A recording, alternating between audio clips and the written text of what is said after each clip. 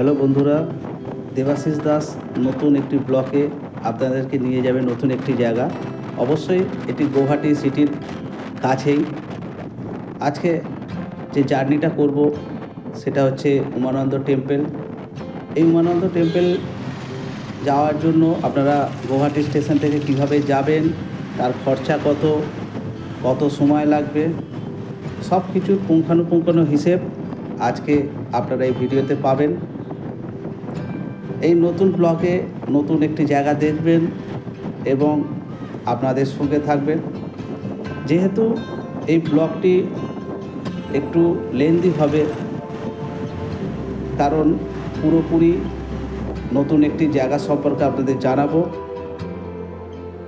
তাই আপনারা স্কিপ না করে উমানন্দ টেম্পল এই ভ্রমণটি দেখতে থাকুন।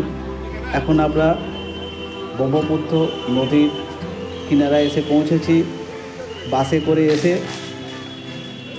এই জায়গাটির নাম হচ্ছে পানমোড়, অথবা লোকে এখানটা ফ্যান্সি মার্কেটের মোড় বলেও চেনে। উমানন্দ টেম্পল যেতে হলে আপনাদের জলপথে সফর করে যেতে হবে, যেই সফরটি খুব সুন্দর। এখানে প্রাইভেট এবং সরকারি দুরকমই ট্রান্সপোর্টই আপনারা পাবেন। প্রাইভেটে আমি এখন যেখানটা দাঁড়িয়ে আছি সেখান থেকে প্রাইভেটের বড় বোট, বড় লঞ্চ ছাড়ে, আপনারা সেই লঞ্চের মধ্যে দিয়ে যেতে পারেন। এই প্রাইভেট লঞ্চের ভাড়া পার পার্সন 200 টাকা করে, যাওয়া এবং আসা দুটো মিলিয়ে পার পার্সন 4 বছরের নিচে ছেলেদের বা বাচ্চাদের ভাড়া নেই। কিন্তু আমি বলবো আপনারা প্রাইভেট ট্রান্সপোর্টে না গিয়ে অসম গভর্নমেন্টের যে বড় লঞ্চ আছে সেই বড় লঞ্চে আপনারা যাত্রা করুন। যে দূরে জেটিটি দেখতে পাচ্ছেন এটি অসম গভর্নমেন্টের জেটি ঘাট। আমরা সেই লঞ্চের যে অসম গভর্নমেন্টের যে লঞ্চ আছে সেই লঞ্চে করেই যাত্রা করব। এখন আমরা সেই অসম গভর্নমেন্টের জেটির উদ্দেশ্যে যাচ্ছি। এই যে গৌহাটির প্রবেশদ্বার, এখানে এইটি হচ্ছে অসম গভর্নমেন্টের যে লঞ্চ ফেরিঘাট তার প্রবেশদ্বার। এইখান থেকে আপনাকে পার পার্সন 100 টাকার বিনিময়ে উমানন্দ টেম্পল যাওয়ার যে টিকিট কেটে নিতে হবে। 4 বছর বাচ্চার কোনো রকম ফেয়ার নেই, ফ্রি। আমরা এবং বিভিন্ন রকমের রাইডিং এইখানে হয়, আপনারা চাইলে অফিস থেকে খবর নিয়ে নিতে পারেন। আমরা কাউন্টার থেকে 100 টাকার বিনিময়ে টিকিট কেটে জেটির উদ্দেশ্যে রওনা হব। দেখতে পাচ্ছেন জেটি লাউঞ্জটি খুব সুন্দর, এখানে বসে আপনারা খানিকক্ষণ জিরিয়ে নিতে পারেন, রেস্ট নিয়ে নিতে পারেন। এবং ডান দিকে দেখতে পাচ্ছেন লেডিস এবং জেন্টস দুরকমই টয়লেট আছে অথবা ওয়াশরুম আছে, আপনারা চাইলে সেখানে আপনাদের কাজকর্ম করে যেতে পারেন। আমরা এখন লাউঞ্জ ছাড়িয়ে জেটির উদ্দেশ্যে রওনা হচ্ছি। জেটিটি খুব সুন্দর, সাজানো গোছানো এবং সবচেয়ে বড় নতুনভাবে তৈরি, যার সেফটির বিষয়ে খুব বেশি করে ধ্যান দেওয়া হয়েছে। দেখতে পাচ্ছেন নদীর ঘাট থেকে জেটিটি প্রায় 200-300 মিটার দূরে, অনেক দূরে দেখতে পাওয়া যাচ্ছে। ওই দূরে যেখানে জেটিটি আছে ওইখান থেকে আমাদের লঞ্চ যাত্রা শুরু করবে উমানন্দ মন্দির বা টেম্পলের উদ্দেশ্যে। উমানন্দ শিবের আরেকটা রূপ যেটা এখানে পূজিত হয়। আমরা এখন জেটির উদ্দেশ্যে রওনা হয়েছি। দেখতে পাচ্ছেন খুব সুন্দরভাবে নির্মীয়মান, নতুনভাবে নির্মিত হয়েছে এই জেটি ঘাট।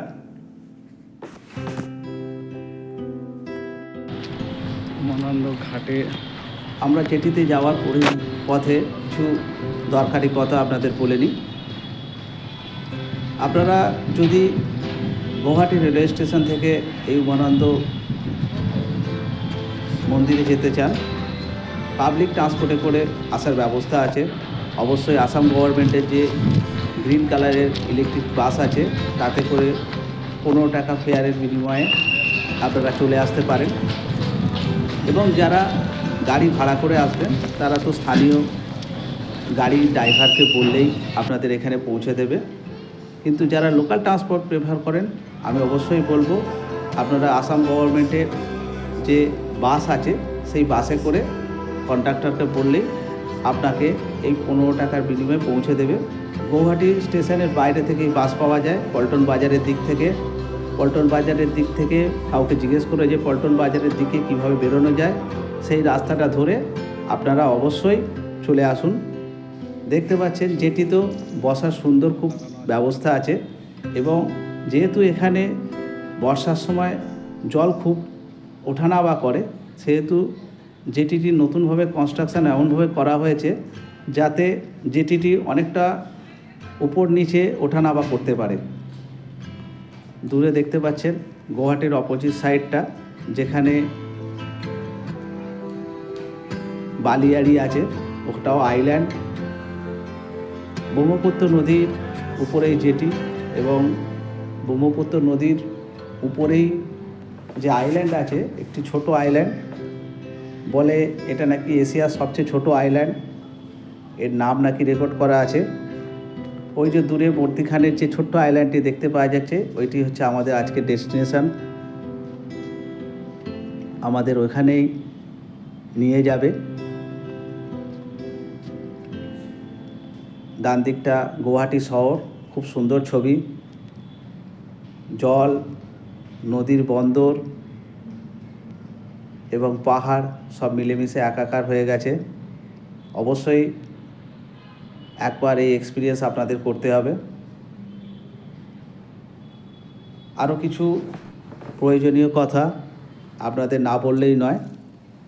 এই টেম্পলে যাত্রা করলে মোটামুটি আপনাদের হাতে 2 থেকে 3 ঘন্টা সময় থাকা বাঞ্ছনীয়। 2-3 ঘন্টা থাকলে যাওয়া আসা এবং পুজো দেওয়া সব হয়ে যাবে। 3 ঘন্টা কি 4 ঘন্টা ধরে চলুন, আমি 2-3 ঘন্টা ভুল বলেছি, 4 ঘন্টার মতো সব মিলিয়ে সময় লাগবে। আধা দিনের সময় অবশ্যই রাখবেন, অবশ্যই যারা পুজো দিতে চাইছেন। আর যাদের হাতে সময় কম ভাবছেন ঘুরে চলে যাব, অবশ্যই তাদের হাতে যদি ঘন্টা 1.5-2 সময় লাগে তারা অবশ্যই পুজো না দিয়ে বাবাকে দূর থেকেই গড় করে খালি জলপথের এই ভ্রমণ করে আইল্যান্ডে গিয়ে কিছুক্ষণ সময় কাটিয়ে আবার ফিরে আসতে পারেন। আমি নিজেও যাই না, আমিও আপনার মতো যে টিকিট আপনারা সংগ্রহ করবেন সেই টিকিটটা কিন্তু যাওয়া এবং আসার একই সঙ্গে তার ফেয়ার নিয়ে নেওয়া হয়েছে। আরেকটি প্রয়োজনীয় তথ্য, আপনারা প্রাইভেটে ট্রান্সপোর্ট ইউজ করুন অথবা সরকারি ট্রান্সপোর্ট ইউজ করুন, আসার সময় কিন্তু কোনো আলাদাভাবে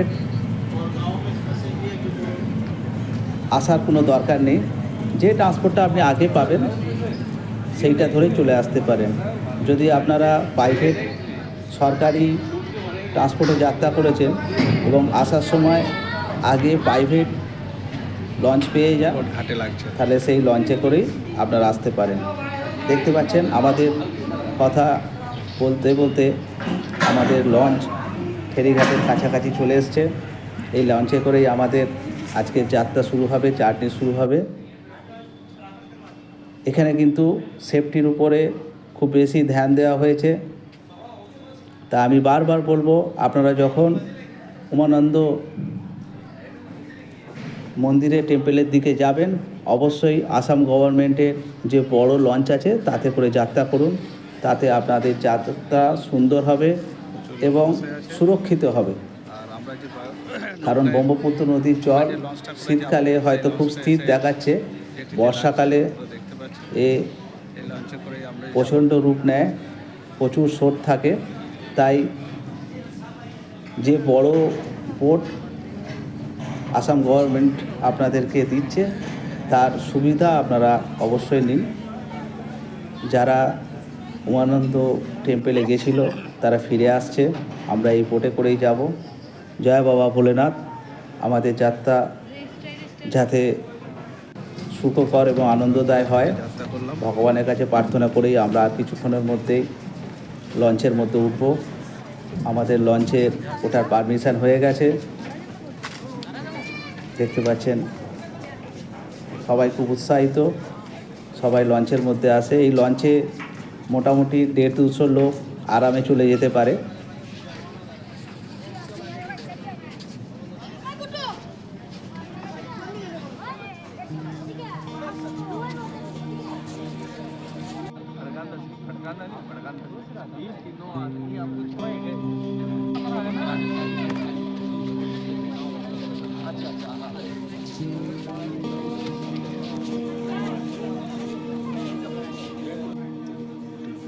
আমরা লঞ্চটা একটু ঘুরিয়ে দেখে নিই লঞ্চের মধ্যে কি কি ব্যবস্থা আছে। লঞ্চের মধ্যে বসারও ব্যবস্থা আছে। মোটামুটি 100-150 লোক এখানে বসে ভ্রমণ করতে পারে। যারা দাঁড়ানোর অসুবিধে তারা এখানে যেতে পারেন, বসতে পারেন। এবং সবচেয়ে সুন্দর গুরুত্বপূর্ণ বিষয়, লঞ্চের মধ্যে ওয়াশরুম এবং টয়লেটের সুব্যবস্থা আছে। আপনারা চাইলে লঞ্চের পেছনের দিকে যেখানে ইঞ্জিন রুম আছে তার সাইডেই দেখতে পাবেন এখানে টয়লেট আছে, লেডিস এবং জেন্টস টয়লেট। অবশ্যই আপনারা ইউজ করতে পারেন। সব কিছু ধান দিয়ে আসাম গভর্নমেন্ট তৈরি করেছে লঞ্চকে। দূরে ব্রহ্মপুত্র নদীর সুন্দর একটি দৃশ্য আপনারা দেখতে পাচ্ছেন।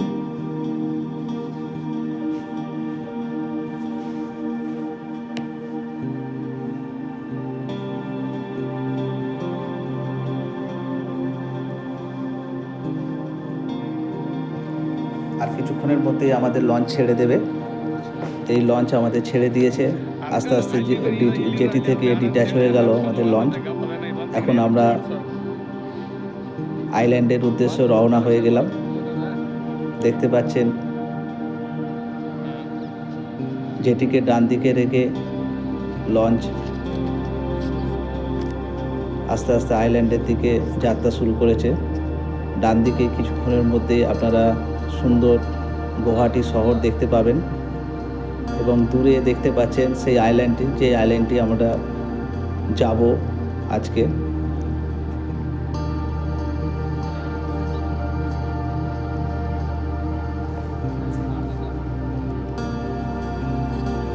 গুয়াহাটি শহরকে খুব সুন্দর দেখায় ব্রহ্মপুত্র নদীর ওপর থেকে। শুধুমাত্র নদীকে, শহরটিকে নয়, পুরো পরিবেশই খুব সুন্দর। এত চওড়া নদী এশিয়ায় খুব কমই আছে। ব্রহ্মপুত্র খুব খরস্রোতা নদী।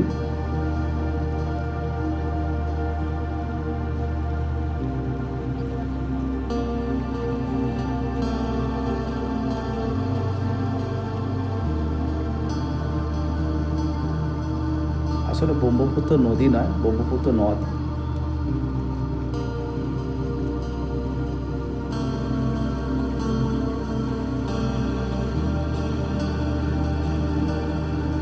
আমরা এই যাত্রা শুরু করেছিলাম ফেব্রুয়ারি মাসের 8 তারিখে 2026-এ এক দুপুরবেলা। শীতকালের পড়ন্ত শীতের দুপুরে খুব সুন্দর আমরা একটি পরিবেশ এখানে পেয়েছিলাম। যে পরিবেশটা আপনাদের ফটোর মধ্যে বা ভিডিওর মধ্যে তুলে ধরা যাচ্ছে না। আমি বলবো আপনারা যদি গুয়াহাটিতে আসেন তাহলে 3-4 ঘন্টা অবশ্যই বার করে একবার এই ভ্রমণ অবশ্যই করুন।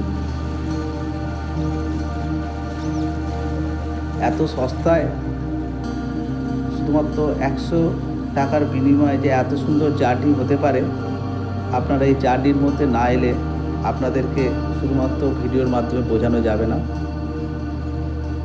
একদিকে শহর আর একদিকে নদীর চর, মধ্যখানে আইল্যান্ড এবং আইল্যান্ডের ওপর দিয়ে চলে যাওয়া রোপওয়ে, সব কিছুই আপনারা এই ভ্রমণে দেখতে পাবেন, উপভোগ করতে পারবেন।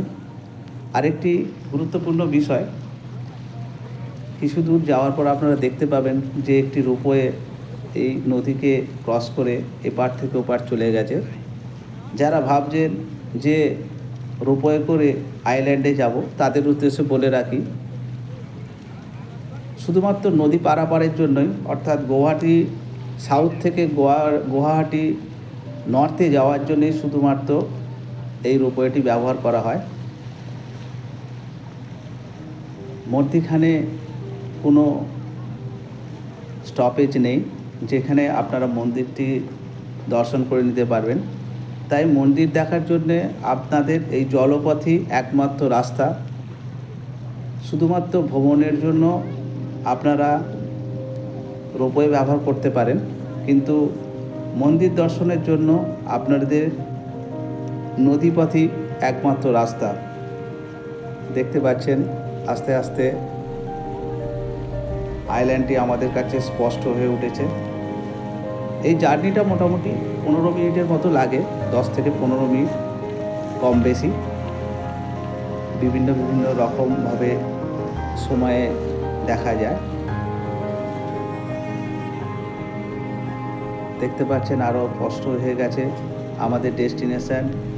জলের মধ্যেখানে যে ছোট্ট আইল্যান্ডটি আছে, সেই আইল্যান্ডের আশেপাশে আরও ছোট ছোট আইল্যান্ডের মতোই কিছু রয়েছে, যেটা আমরা কাছে গেলে দেখতে পাবো। আপনারা দেখতে থাকুন এবং এনজয় করুন। এবং আরেকটু আপনাদের বলে রাখি, এই যে ডান দিকে যে ছোট্ট আইল্যান্ডের মতো দেখা যাচ্ছে, এখানে একটি স্তম্ভ করা আছে। আসামের লোকের কাছে প্রচলিত যে এইটি নাকি যেদিনকে ডুবে যাবে সেদিনকে আসাম জলমগ্ন হয়ে যাবে।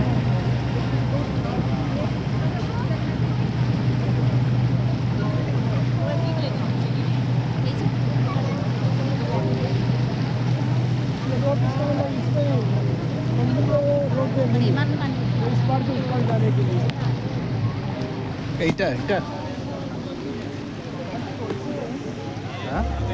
ये अगर पूरा डूब जाए तो पूरा हाँ गुवाहाटी हो सकता है, इसका लेवल ऐसा होगा। हाँ हाँ, ये बोलते हैं कि ये जो ये बोलिए ना वो सर कहानी के जो- बोलिए ना, हाँ, मेरा यूट्यूब है, मैं दे देगा। इतना भी पता नहीं है। सर के जो अप्सरा है ना उर्वशी, हाँ ये स्टेचू बन गया। इंद्र जी ने वो श्राप दिया था, अच्छा अच्छा, ऐसे बोलते हैं। मतलब ये कहानी जो भी है अच्छा ही है। हाँ, इसको लेके एक ऐसा Myth है।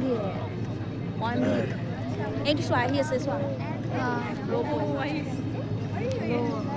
এখন রাধিকা উদ্যান না সতী রাধিকা উদ্যান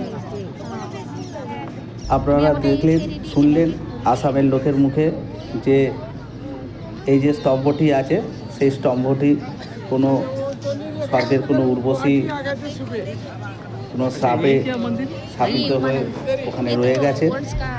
আর ওই স্তম্ভটি যেদিনকে ডুবে যাবে সেদিনকে গুয়াহাটি জলমগ্ন হয়ে যাবে। আমরা উমানন্দ যে মন্দিরের আইল্যান্ড আছে তার সামনাসামনি চলে এসেছি। দেখতে পাচ্ছেন আইল্যান্ড এখন স্পষ্ট দেখতে পাওয়া যাচ্ছে। আইল্যান্ডের মধ্যে থাকা লোকজন, বাড়িঘর সব দেখতে পাওয়া যাচ্ছে। এবং রোপওয়ে যেটা সাউথ গুয়াহাটি থেকে নর্থ গুয়াহাটিতে যায় নদী ক্রস করে, সেটাও আপনারা দেখতে পাচ্ছেন। কিন্তু অদ্ভুত ব্যাপার হচ্ছে, এই রোপওয়ে করে আপনারা কিন্তু মন্দিরে আসতে পারবেন না। আমাদের বোট আইল্যান্ডে এসে থেমে গেছে, লোক নাবা চালু হয়েছে। আমরাও কিছুক্ষণের মধ্যে আইল্যান্ডে পা রাখবো এবং উমানন্দ মন্দিরের পরিদর্শন করব। আপনারা অবশ্যই সঙ্গে থাকুন। অবশ্যই আরেকটি ব্লকে আপনাদের রোপওয়ের যে জার্নি ভ্রমণ তুলে ধরব। আশা রাখি কোনো একটা সময় আপনাদেরকে এই ভ্রমণও আমরা করে দেখাবো। কিন্তু এই রোপওয়ে করে আপনারা শুধুমাত্র নদী শোভা দেখতে পারেন, উপর থেকে ভিউ নিতে পারেন। নিচে কিন্তু উমানন্দ মন্দিরে এই রোপওয়ে করে যাওয়া যাবে না। আপনারা যদি কেউ ভেবে থাকেন যে রোপওয়ে করে এই মন্দিরে আসবেন, আপনাদের সেই ভুল ধারণা আমি ভেঙে দিলাম। আপনাদের এই উমানন্দ টেম্পেলে আসতে হলে অবশ্যই জলপথ ধরেই আসতে হবে। আর আমি বলবো জলপথ দিয়ে যখন আসবেন, আসাম গভর্নমেন্টের যে বড় বোট আছে সেই বোটে করেই আসবেন। আমরা এখন আইল্যান্ডে এসে পৌঁছেছি। আইল্যান্ডের আস্তে আস্তে ওপর থেকে উঠে মন্দিরের দিকে যেতে হবে। তো এই যাত্রাপথ আপনারা উপভোগ করুন এবং কিছু দরকারি কথা আর একবার জানিয়ে দিই। আপনারা যারা গৌহাটি স্টেশন থেকে আসছেন, যাদের নিজস্ব গাড়ি আছে, তারা তো উমানন্দ মন্দিরের নাম বললেই আপনাকে পৌঁছে দেবে স্থানীয় লোকাল ড্রাইভার। কিন্তু যারা গাড়িতে করে আসছেন না, যাদের গাড়ি নেই, যারা লোকাল ট্রান্সপোর্টে করে আসতে চাইছেন, তারা গৌহাটি স্টেশন থেকে বেরিয়ে আসাম গভর্নমেন্টের যে গ্রিন কালারের, সবুজ কালারের যে বাস আছে, স্থানীয় লোককে জিজ্ঞেস করে নেবেন, বাস ড্রাইভারকে, কন্ট্রাক্টরকে জিজ্ঞেস করে নেবেন।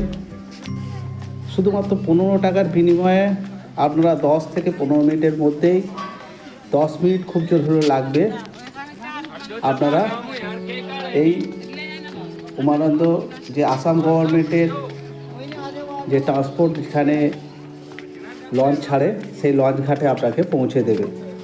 বারবার বলছি, যারা আসতে চাইছেন পাবলিক ট্রান্সপোর্টে করে, তারা আসাম গভর্নমেন্টের যে গ্রিন কালারের ছোট বাস আছে, সেই বাসের কন্ডাক্টরকে জিজ্ঞেস করে বাসে উঠে পড়ুন। শুধুমাত্র 15 টাকার বিনিময়ে আপনারা আসাম গভর্নমেন্টের যে লঞ্চ ঘাট আছে, সেই লঞ্চ ঘাটে চলে আসবেন। লঞ্চ ঘাটে এসে আপনারা খবর দিয়ে দেবেন, দেখছেন এখানে পুজোর সামগ্রী বিক্রি হচ্ছে, আপনার এখান থেকে পুজোর সামগ্রী কিনে নিয়ে আপনারা পুজোর উদ্দেশ্যে যেতে পারেন। জুতোগুলো এখানে আলাদা করে রাখার কোনো ব্যবস্থা নেই, তাই জুতো আপনাদের রিক্সে রেখেই মণ্ডপে পুরো মন্দিরে যেতে হবে। এখানেও আমি তুলে ধরার চেষ্টা করেছি, যেখানে বসে রেস্ট নেওয়ার ব্যবস্থা আছে। আপনারা চাইলে কিছুক্ষণ এখানে রেস্ট নিয়ে তারপরে বাবার কাছে পুজো দিতে পারেন। শঙ্কর ভগবান সবার জন্যই প্রসন্ন, তাই তাড়াহুড়ো করবেন না। যারা সিঁড়িতে উঠতে ভয় পাচ্ছেন, তাদের উদ্দেশ্যে বলি, কিছুটা রেস্ট নিয়ে আস্তে আস্তে উঠে তারপরে পুজো দিন। অনেক পুরনো মন্দির, মন্দির চত্বরটা পাহাড়ের উপরে বলে তাই নিচের দিকে বিশেষ কিছু দেখা যাচ্ছে না, অনেকগুলো মন্দির আছে পাশাপাশি। এইটা হচ্ছে মন্দিরের মেন গেট। মন্দির প্রাঙ্গণের এই গেট পেরিয়ে আপনাকে মন্দিরে ঢুকতে হবে। এটা মন্দিরের চত্বরে দূর থেকে তোলা কিছু ছবি, স্টিল ছবি আপনাদের দিয়েছি। মেন মন্দিরের সামনে মন্দির বিরাজমান, কিন্তু মন্দিরের মধ্যে ফটোগ্রাফি নিষিদ্ধ, তাই বাইরে থেকেই আমি আপনাদের সঙ্গ দেব। মন্দিরের ভেতরে আপনাদেরকে আমি বাবার ভিডিও করে দেখানো যাবে না, তাই আমি মন্দিরের চারিদিকটা আপনাকে ঘুরিয়ে দেখাবার চেষ্টা করেছি। অবশ্যই মন্দিরের ভেতরটা জানলার মধ্যে দিয়ে কীরকম লাগে আপনাদের দেখাবার চেষ্টা করেছি। যদি ফটোগ্রাফি খুবই নিষিদ্ধ লেখা আছে সামনেই, কিন্তু এটা বাইরে থেকে তোলা ছবি মন্দিরের ভেতরটা। আর এই যে দেখতে পাচ্ছেন, যেখানে মূল মন্দির নিচের দিকে, এখানেই বাবার পুজো দেওয়ার জন্য আপনাকে যেতে হবে। এখানে ফটো ভিডিওগ্রাফি ফুললি রেস্ট্রিক্টেড। এখানে গণেশের মন্দির, গণেশের একটি মূর্তি আছে। 3-4টে মন্দিরেই বাবার মন্দিরকে কেন্দ্র করে রয়েছে। এটি হচ্ছে একটি গণেশের মন্দির, গণেশ ঠাকুরের মন্দির, সিদ্ধিদাতা গণেশের মন্দির। সামনেই তার বাহন বিরাজমান। অবশ্যই চাইলে এখানেও আপনারা পুজো দিতে পারেন।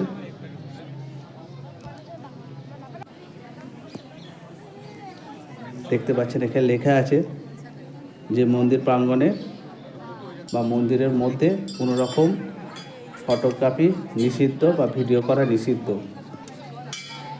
এখানে যারা ভেতরে ঢুকতে পারছে না ভিড়ের জন্য, তারা এখানেও পুজো দিয়ে নিতে পারেন।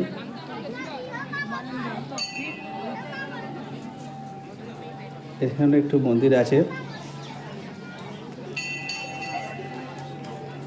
সামনে মহাকালের মন্দির। আপনারা এই যে লাল মন্দিরটি দেখতে পাচ্ছেন, এটি মহাকালের মন্দির। এখানে গণেশের আরেকটি মূর্তি রয়েছে, এখানেও আপনারা পুজো দিতে পারেন। আর এটি হচ্ছে মহাকালের মূর্তি, মহাকাল এখানে বিরাজমান, এখানে মহাকালেরও পুজো হয়। আমরা মহাকালের মন্দিরে দর্শন আপনারা করাবো।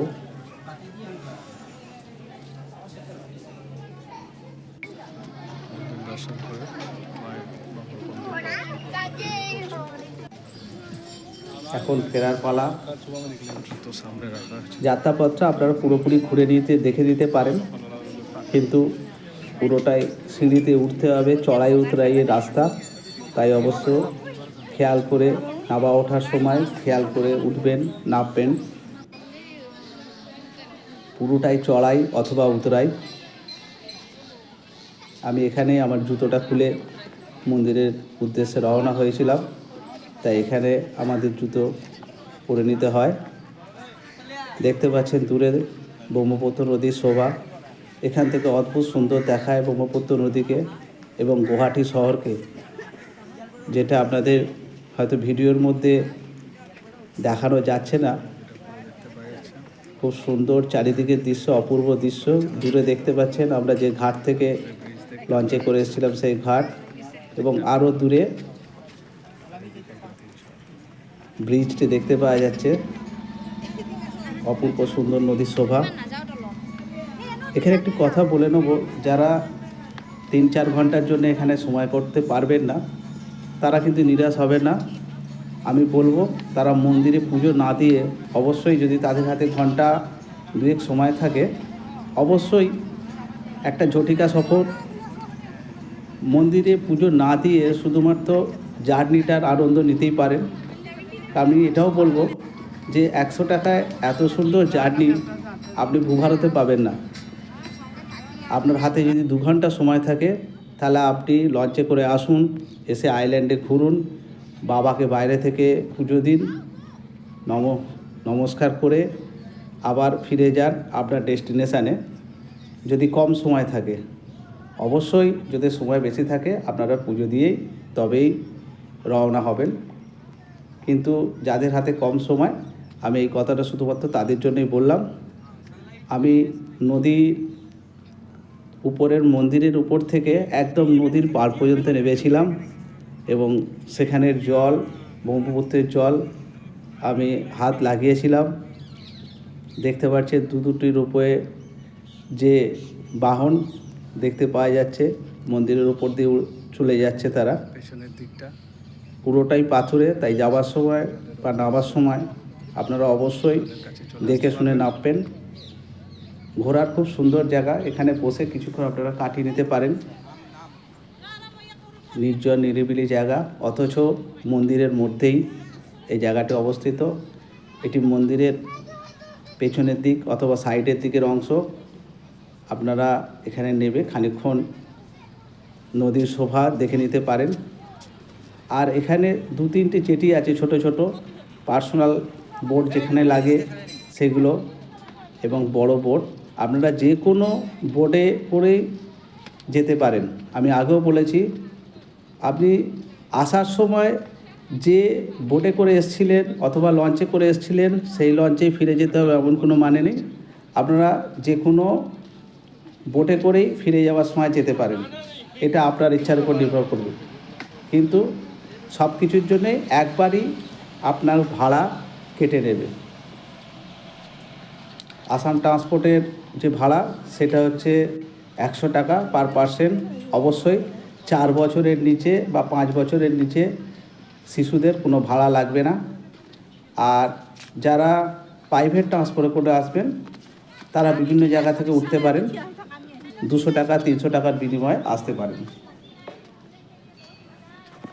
কিন্তু আমি প্রেফার করব যে অবশ্যই নদীর শোভা যদি সুন্দর দেখতে হয়, আপনার জার্নি কথা মাথায় রেখে, সেফটির কথা মাথায় রেখে আপনারা অবশ্যই লঞ্চে করে, বড় লঞ্চে করেই আসবেন। এখন আমাদের ফেরার পালা। আমরা আস্তে আস্তে নিচের দিকে নেবে যে জেটিটি দেখতে পাওয়া যাচ্ছে, সেইখানে বোট এসে লাগলে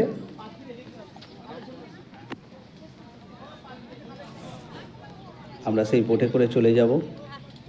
তার আগে আমরা কিছুটা আরও আইল্যান্ড এক্সপ্লোর করে নিয়েছিলাম। আইল্যান্ডে বিভিন্ন রকম জিনিসপত্র কেনার ব্যবস্থা আছে। এখানে ট্র্যাডিশনাল জিনিস বা বিভিন্ন রকম খাবার আপনারা করে নিতে পারেন। জলযোগের ব্যবস্থা আছে, অবশ্যই জলযোগও করে নিতে পারেন। যদি হাতে সময় থাকে ঘুরে নিতে পারেন, ফটোগ্রাফি করে নিতে পারেন, সেলফি তুলে নিতে পারেন। অবশ্যই দেখে, কারণ আগেও বলেছি পাথুরে জায়গা, বেশি হুড়োহুড়ি করলে লেগে যাওয়ার চান্স অনেক বেশি।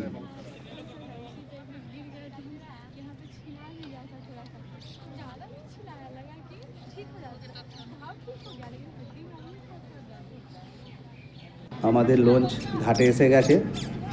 আমরা এবারে লঞ্চে করে ফেরার রাস্তা চলে যাব যে যার নিজস্ব ডেস্টিনেশানে। এই জার্নি চিরকাল মনে থাকবে। ব্রহ্মপুত্র নদীর ওপরে কয়েক ঘন্টা কাটিয়ে যাওয়া একটা অভিজ্ঞতা। এই অভিজ্ঞতা যারা সাক্ষী হয়েছেন তারাই বলতে পারবেন।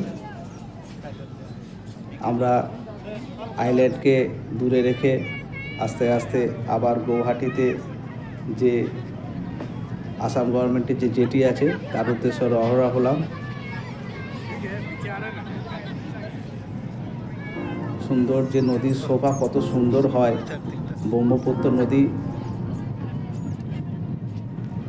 পাহাড়ি এত চওড়া নদী ভারতে দুটো আছে কিনা জানা নেই।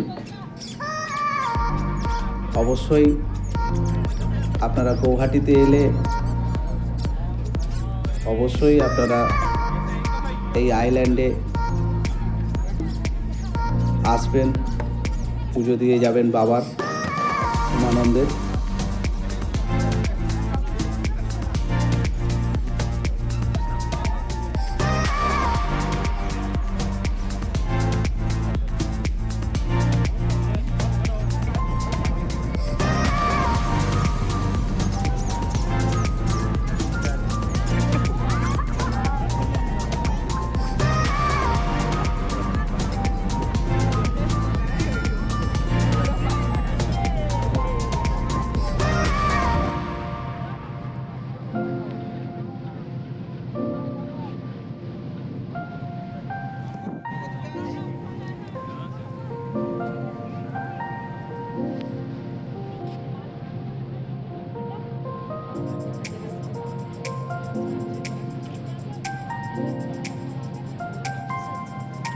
আমাদের শীতের সকাল এতটাই সুন্দর ছিল যা মনকে ভুলিয়ে দিচ্ছিল সব কিছু থেকে। দেখতে পাচ্ছেন ব্রহ্মপুত্র নদীর ওপরে যে জলযানে করে আমরা যাচ্ছি তার দৃশ্য এতই সুন্দর যেটা ভাষায় বর্ণনা করা যাবে না। আপনাদের একবার হলো গৌহাটিতে এলে এই জার্নি করতেই হবে। এই ভাষায় বর্ণনা করার নয়। এত সুন্দর পরিবেশ হয়তো অনেক খরচা করলেও আপনি পাবেন না। এত সুন্দর স্নিগ্ধ পরিবেশ।